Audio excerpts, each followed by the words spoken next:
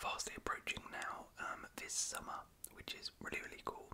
Great summer of sport. You know, we've had Euros, Copa America, now we've got Olympics. It's great. As a sports fan, but football, men's football, is of course having a tournament, as they always do.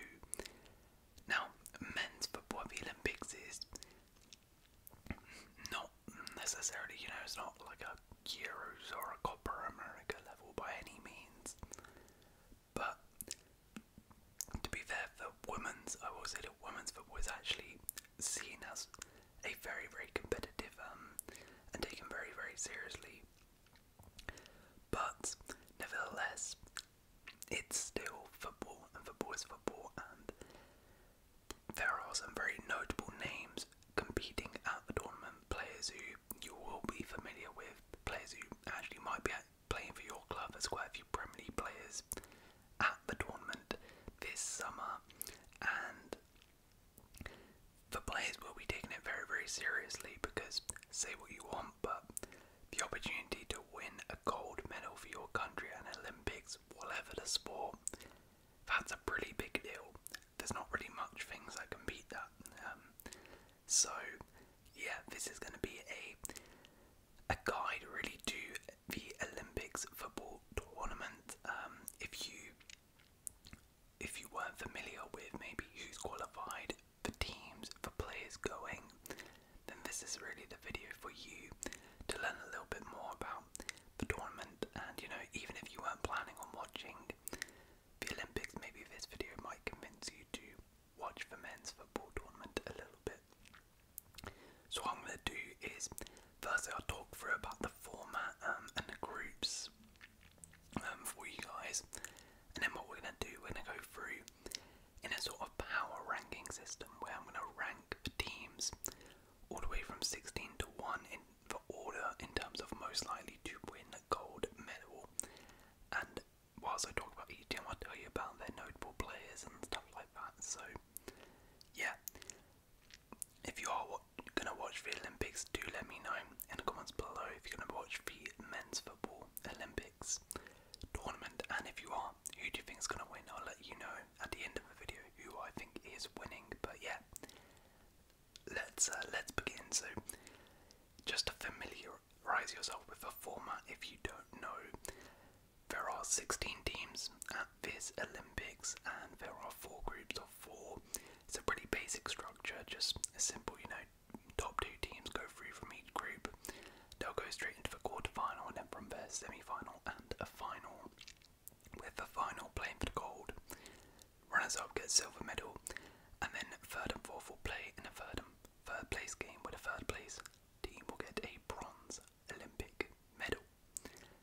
Now, the main reason that people, you know, maybe don't necessarily take this Olympics tournament as seriously as, you know, a Euros or a Copa America or a World Cup, is because squads for the tournament are required to be composed of players under 23, but they are allowed 3 players with exemptions. They are allowed 3 players above the age of 23, but everybody else has to be under the age of 23. So yeah, it's a good tournament actually to find some good young players, and also, you know, see how those big star name players can do in terms of like carrying their sides. It's pretty cool. Personally, I like watching it.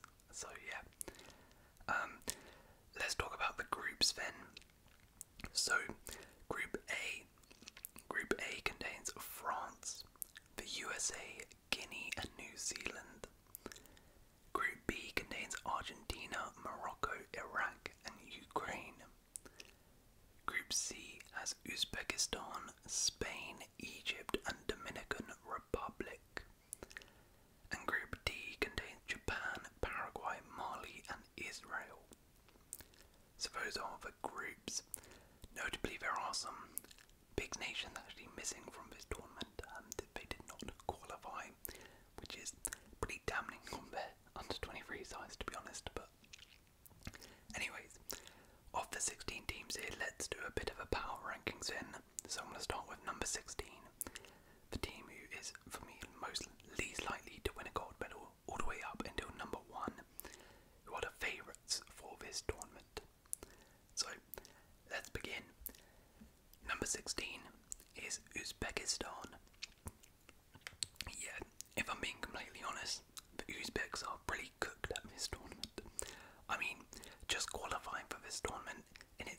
a massive achievement. This is the first ever time they have qualified for the men's football Olympic tournament, and this is a nation who has pretty much barely any history on the international football stage in general. The only notable thing they've ever done is a 4th place at an Asian Cup. That being said, they have been getting better and better in recent years. Their star man at this tournament will be Eldor Shomurodov, who is playing for AS Roma and has taken up one of the overage player spots at the Olympics. They hope the 29-year-old forward can fire them to some form of success. They're in the same group as Spain, so they really have no chance of winning it. But to be fair, they might be able to sneak a 2nd place ahead of Egypt or Dominican Republic, but that's really the most they're going to do at this tournament. 15th, Paraguay. The senior Paraguayan national team is in a bit of a mess right now. They had a poor Copa America and will be hoping their under-23s can perform at these Olympics, but the chances are slim. Paraguay will be captained at the Olympics by Inter Miami midfielder Diego Lopez, who is the star player in this team, having performed very well for Inter Miami alongside Messi.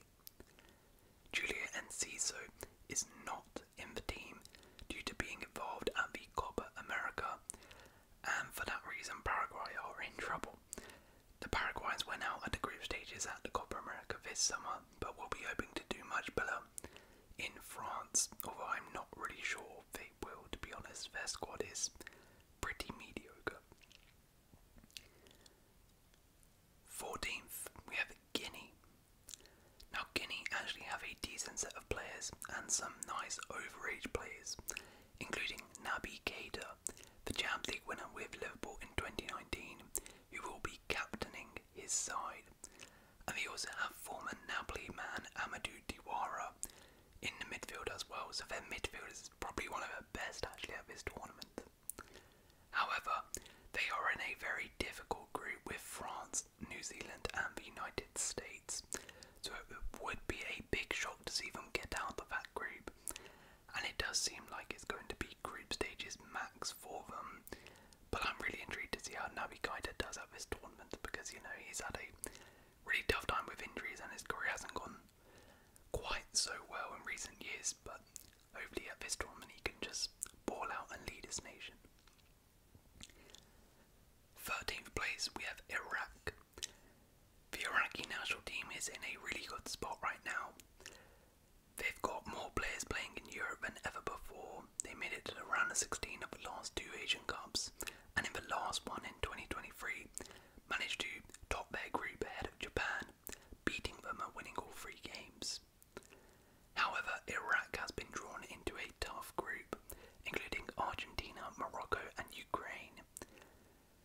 That is pretty much the group of death, and their hopes of getting out that group have been weakened as Zidane Akbar, the former Man United man and star of the Iraqi side, has been refused permission by his club to play at the Olympics. So unfortunately for Iraq, it would be a shock to see them make it to the round of 16, although the Iraqis, as I said, are in a good spot right now. They might be able to pull off something, but they're in a really, really tough group. 12th spot is Israel. Israel have a pretty mediocre squad with a couple really good players.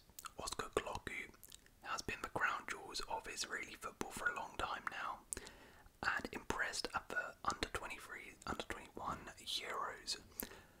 But now he's the star in this side and will be hoping to carry his team forward at the Olympics. Israel will also be looking at their goalkeeper Daniel Peretz, who is playing for Bayern Munich to keep them in matches. Peretz has played for Bayern in 2 competitive games and will have to be on his game for Israel to make any waves at this tournament. 11th, we have New Zealand. This New Zealand squad is actually not too bad, to be honest. They have quite a few players playing outside the A-League in some good leagues across Europe.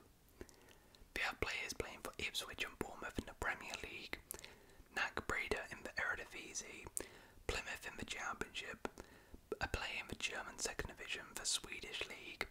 They also have an ex-Bayern Munich player, Sarpreet Singh, who is one of their overage players. And with this team, they could potentially pull off some shocks at this tournament. However, they are in a group with France and the USA, so it's going to be really, really tough. But who knows, they really could manage to sneak out of that group and could be dark horses to get out of that group ahead of the US. 10th spot, we have Egypt. Back-to-back reigning Olympic football champions Brazil will not have a team at the Olympics in France as they failed to qualify. However, a Brazilian will be leading Egypt as Rogério Miguel is the head coach. Miguel won gold with Brazil in 2016, so knows what it takes to be successful in this tournament. Egypt's roster for the Olympics includes former Arsenal midfielder Mohamed El Neni, who is a current free agent, so will be using this Olympics as a platform to show clubs why he deserves a contract, and his experience will be vital for Egypt if they are going to achieve something at these Olympics. 9th spot, we have Mali. This Mali team, to be honest, is pretty average and doesn't contain any real superstars.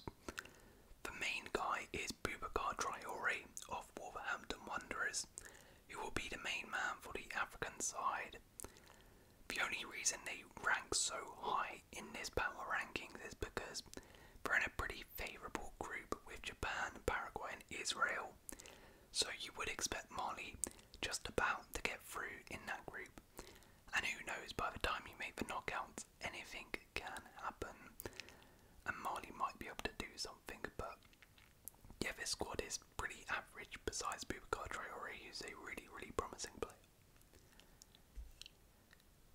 In 8th spot, I'll tell you what, from this point on we start having some teams who maybe could actually have some deep runs and get a medal potentially. We have the Dominican Republic. Now the Dominican Republic have managed to qualify for their first ever football Olympic tournament, and will come into this with confidence they can pull off some shocks. They actually have a really talented team, with their most notable player, former Barca man Junior Firpo of Leeds. They also have Real Madrid academy player Edgar Puyol at the back, an Eredivisie right back and an MLS keeper, so their defence is looking really, really good. In the midfield and attack they have tons of players playing in La Liga of a Segunda Division, so they have players who are playing at a very high level and maybe could pull something off at their first football Olympic tournament. Who knows?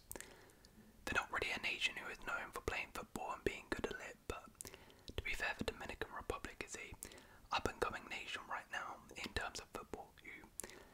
This is a good chance to showcase that they are getting better at football and could potentially do something in the near future.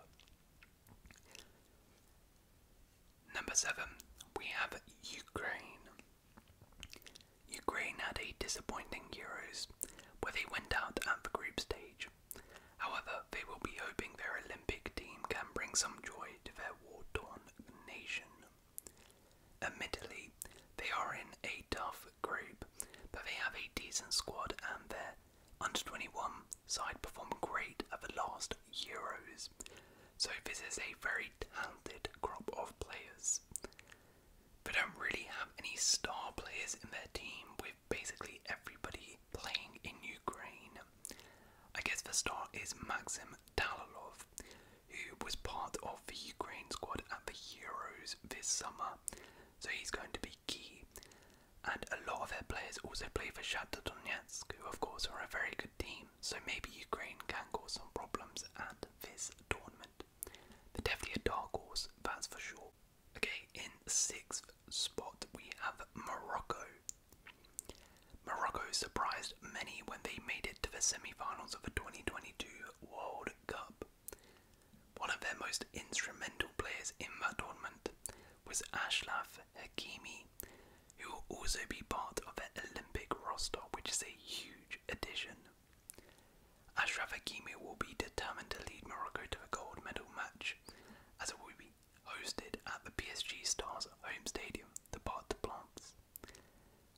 This Morocco squad also contains Elie Ben Sagir, a fantastic prospect for Monaco, and some former Barcelona academy players currently playing in La Liga, who are also part of a World Cup Morocco side.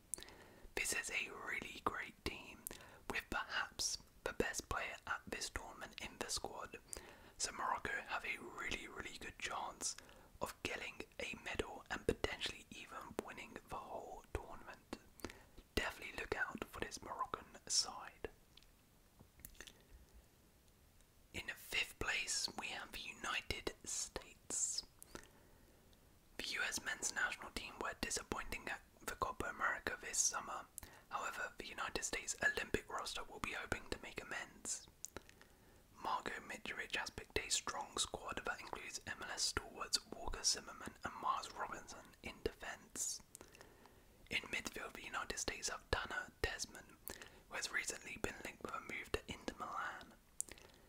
Duncan McGuire at Orlando City will be expected to lead the attack, and he will be supported by the talented Utrecht duo of Paxton Aronson and Taylor Booth. Some great youngsters such as Gabriel Slanina for Chelsea in goal and Benjamin Gramashi for Inter Miami are also in the squad, and there is a lot of hope that this side can perform much better than the senior squad did at the Copa.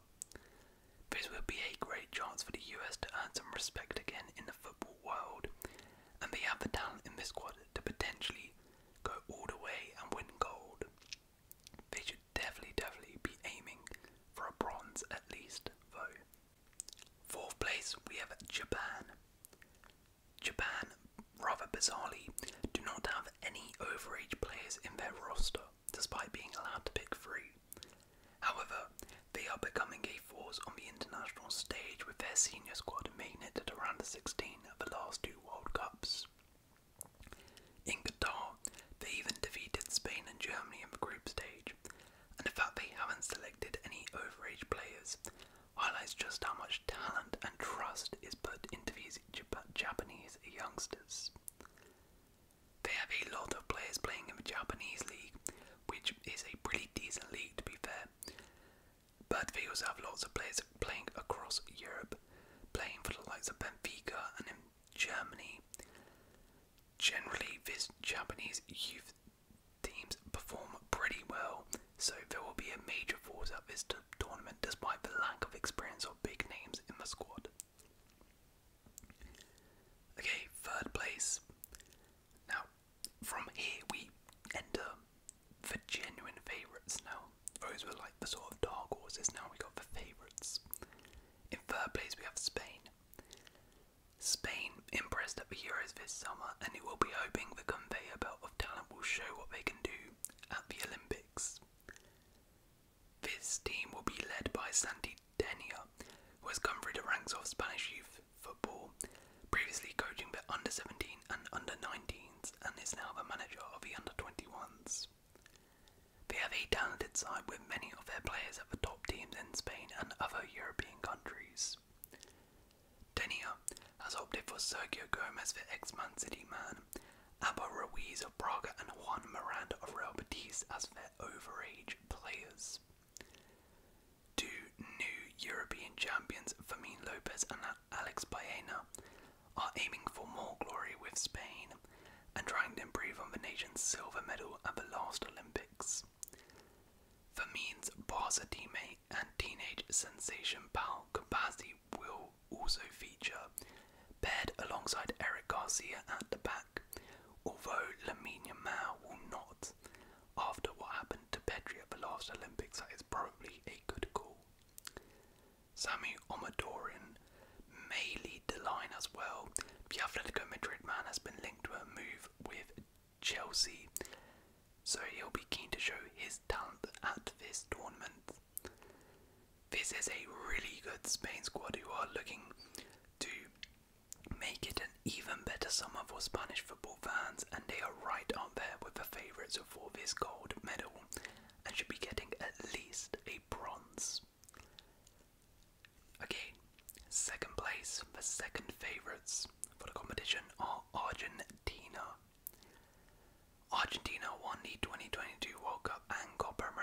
this summer, and their roster for the Olympics includes many players who lifted those trophies. This includes starman Julian Alvarez, Thiago Almada, Nicolas Otamendi, and Jeremy Rulli. Having Alvarez of Manchester City in their squad is a real coup, especially as many clubs have been reluctant to let their star players go to the games. Alvarez is arguably the best player at this tournament. It's either him or Hakimi really, and will no doubt banging many goals for Argentina, while the experienced Rulli and Otamendi will hold down the fort at the back, and Almada, the talented wonder kid, will be creating the chances for Alvarez. Argentina are also being managed by former Barcelona and Liverpool player Javi Mascherano. He won 2 Olympic gold medals in 2004 and 2008, so he will be hoping he can translate this experience into his coaching. Okay, and just about beating Argentina to the #1 spot, the favourites for Olympic gold medal at the men's football tournament is France. Yep, the hosts will be favourites and are expected to deliver at the Olympics this summer. They have a star name as their manager, Thierry Henry. The Arsenal legend's CV as a coach includes 2 stints as Belgium's assistant to Roberto Martinez. This experience in major international tournaments will come in handy for Henry at the games. Henry has also been their coach of Monaco and Montreal Impact, and will be hoping this Olympic tournament will help springboard his coaching career back on track. The French roster looks particularly dangerous in attack, where it includes Alexander Lacazette as captain, as well as Jean-Philippe Mateta, who has been banging in goals for Crystal Palace, and his former Crystal Palace teammate and star of his French side, Bayern Munich man Michael Elise. This France squad is stacked full of talent, with the likes of Castello Lukeba of Leipzig, Kone for Gladbach, who was heavily linked to Liverpool last summer, Leslie Ugochukwu for Chelsea, Lyon wonderkid Ryan Cherki, and ex-PSG wonderkid Arnaud Galamawando. This team is very, very good, and being hosts as well, they're favourites for this competition, although Spain and Argentina are followed very, very closely behind them. Right then, so those were the power rankings. Who do I personally think is going to win? Personally, if I had to pick a winner, it's going to be really, really hard. It's between France, Spain, and Argentina. For me, I do think the US and particularly Morocco have outside chances of getting a medal. But if I had to pick, I would go Argentina. I think that with the experience at the back of Otamendi, the creativity of Almada and Julian Alvarez up top, like Alvarez is such a weapon, he is so good. I think they have the perfect balance. I also think Mascherano may be a good coach as well. So I'm going to pick Argentina. Let me know who you think is winning, in the comments below. Hope you guys have enjoyed this video. If you have enjoyed it, then please do leave a like, consider subscribing, and I will see you in another video.